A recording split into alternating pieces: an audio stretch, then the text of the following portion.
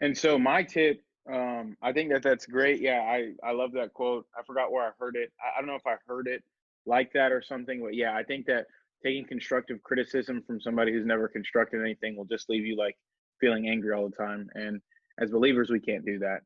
But for me, I know that there are a lot of tests out there, whether it be the Myers Briggs, the Strength Finders test, all that stuff. And I've told you this before, that you don't need to take those like just by yourself. What you need to do is you need to find somebody in your circle who is really close to you and really honest with you, and they need to take it with you as well. Because, for example, if you think you're a detailed oriented person, right, and you put on the test that you're detail oriented, but your friend knows that you aren't detail oriented, what happens is your judgment of yourself gets jaded from that assessment.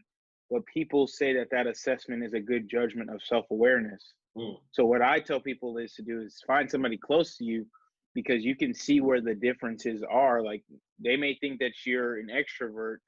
You may be like, no, I'm an introvert, but they don't really have, if they're close and they're honest with you, they don't have a reason to lie to you.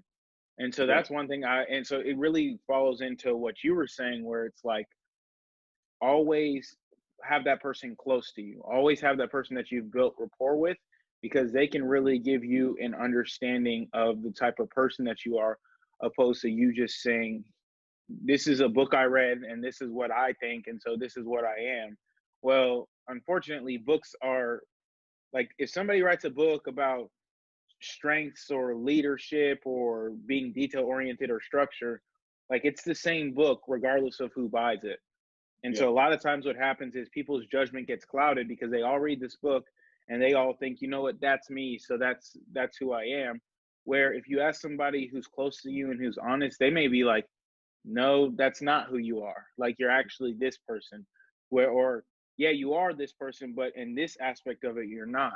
And so yeah, it's one of those things that when it comes to self-awareness, you have to find that person who's close to you and who's just going to be honest with you the whole entire time. So